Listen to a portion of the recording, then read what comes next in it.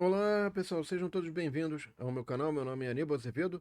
Bem-vindos ao meu curso Criando o Mapa Verso. Esta é a aula 6 da semana 1.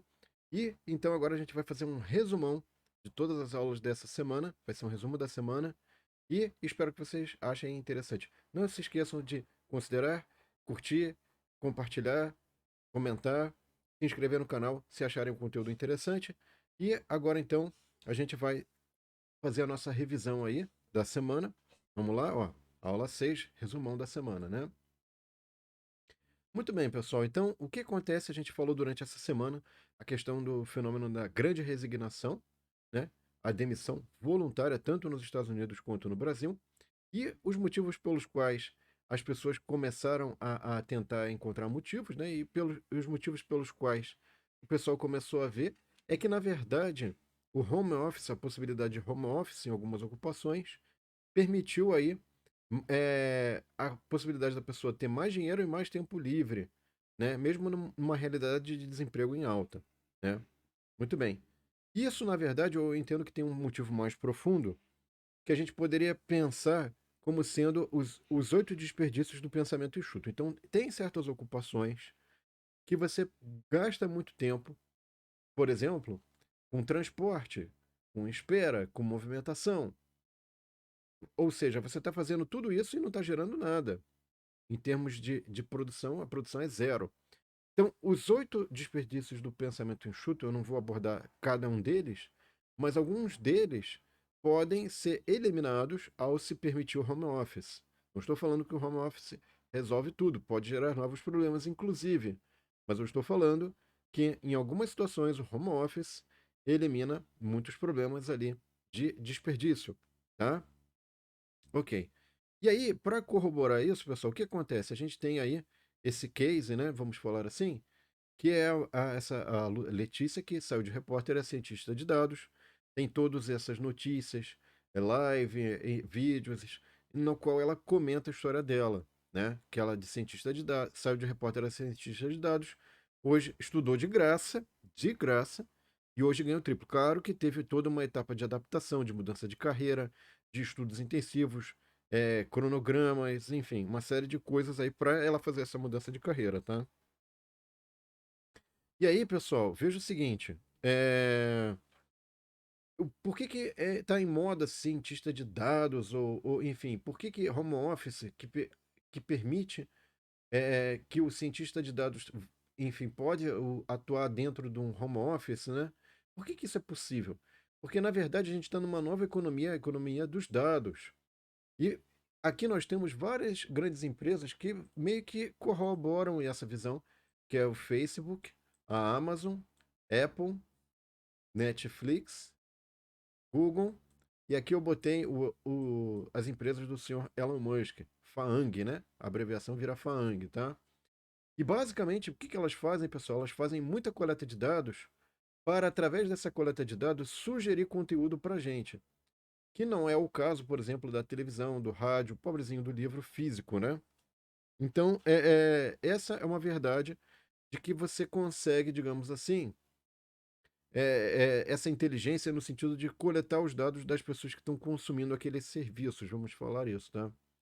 E com isso, pessoal, a gente lança uma nova dimensão, que é a economia da atenção, que o novo recurso é a atenção, né?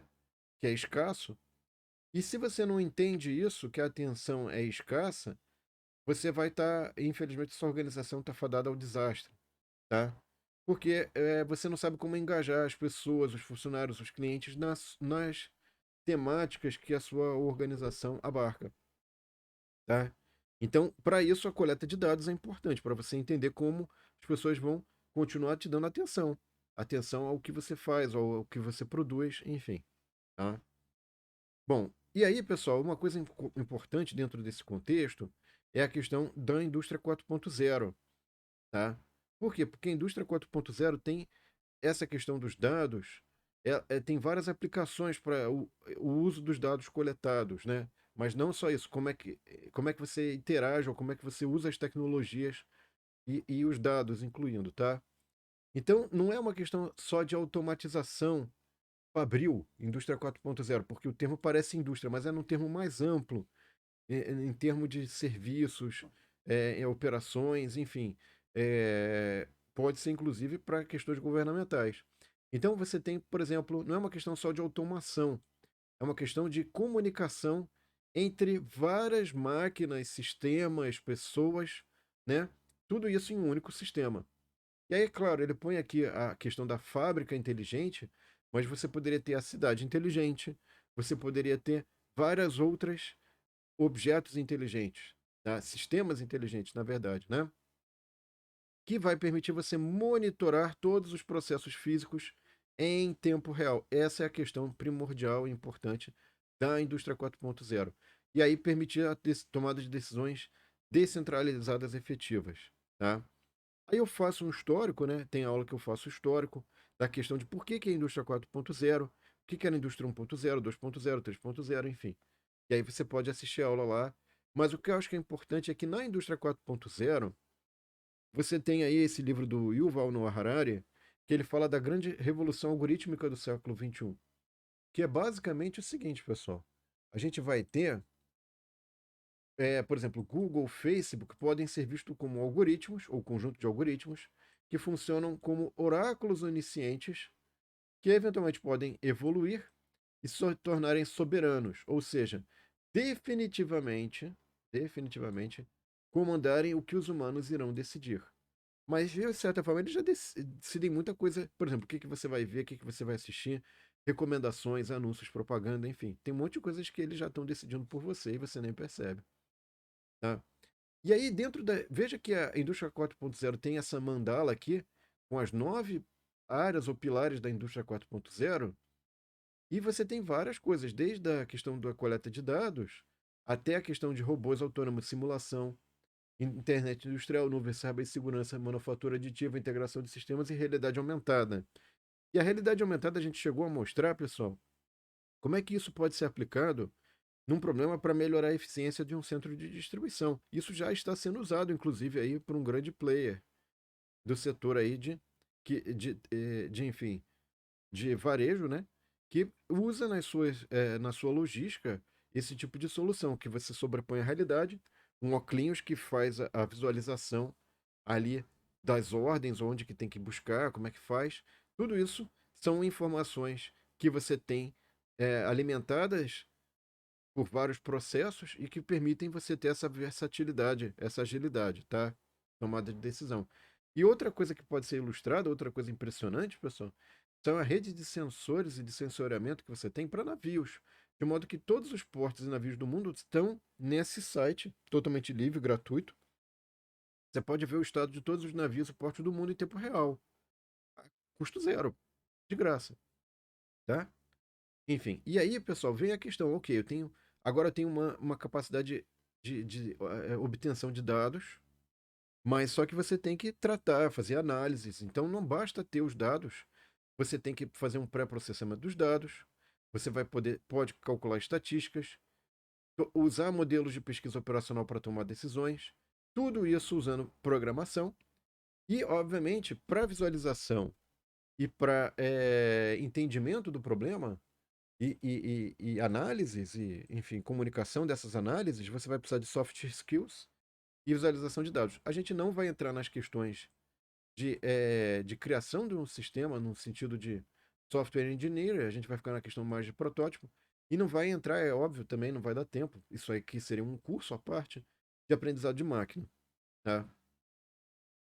Além disso, só para ficar na análise, pessoal, você poderia usar o que a gente chama de Spatial Data Science. A tradução seria ciência de dados espacial, o que parece que a gente vai lançar um foguete ou dominar o universo, mas não é bem assim.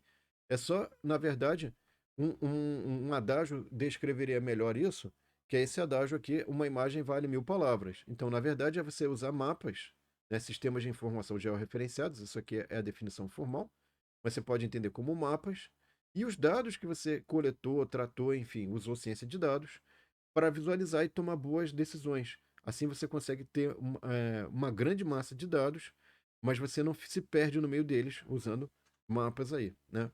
E é claro, mapas podem ser usados, pessoal, também para você construir cidades inteligentes e resilientes, né?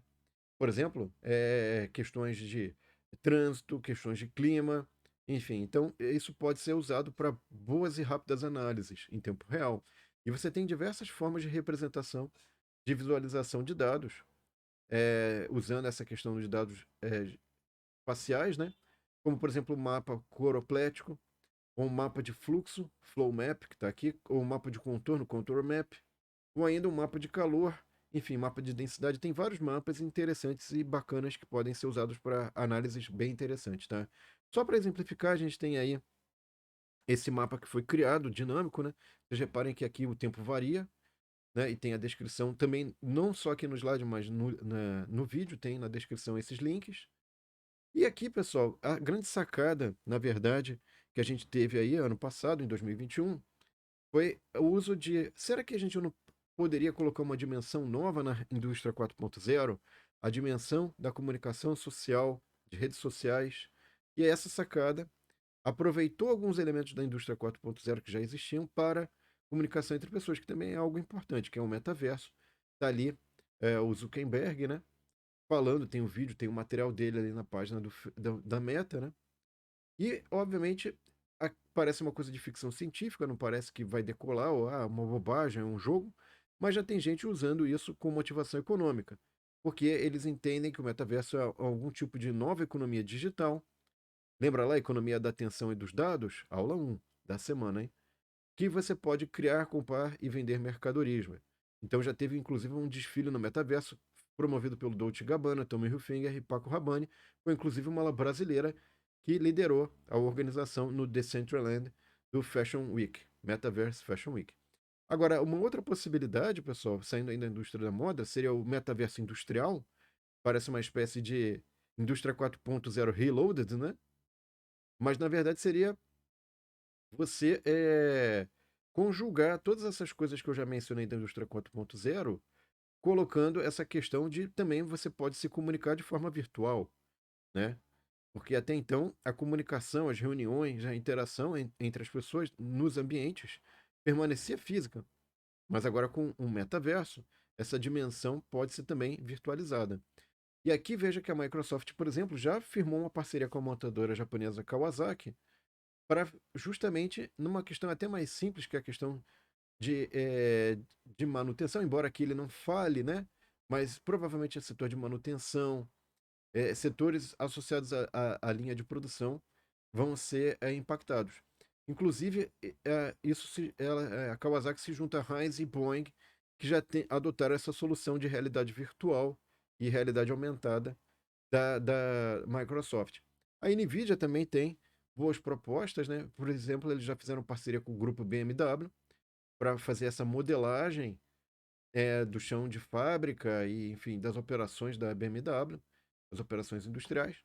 Mas eles também têm uma proposta bem interessante, bem ampla, pessoal, por exemplo, de fazer um gêmeo digital do planeta Terra para as questões ambientais, né? De simular as questões ambientais no ambiente virtual.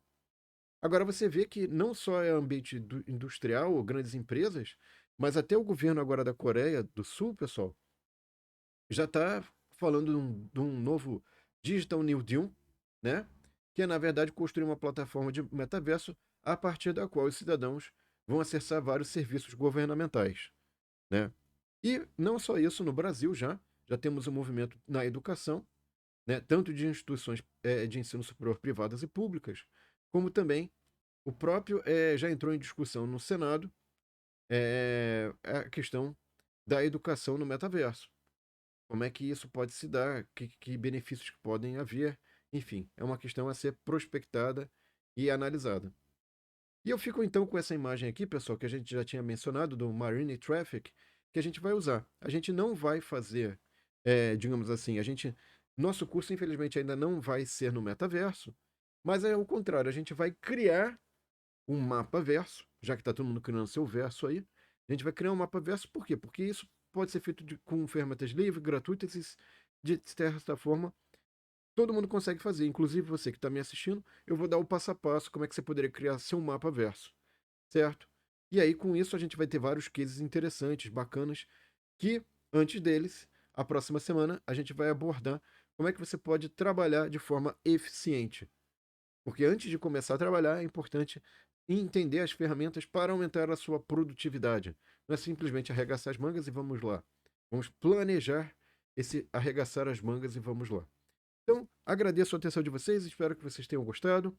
Não esqueçam de curtir e compartilhar para que mais pessoas tenham acesso a esse conteúdo. E aguardo vocês na semana 2, onde nós vamos abordar ferramentas para aumento de produtividade, trabalho em equipe, enfim, várias coisas importantes e interessantes para podermos corretamente e adequadamente desenvolver o mapa verso. É isso. Muito obrigado, agradeço a sua atenção e espero vocês na semana 2, então. Um abraço e até lá, pessoal. Tchau.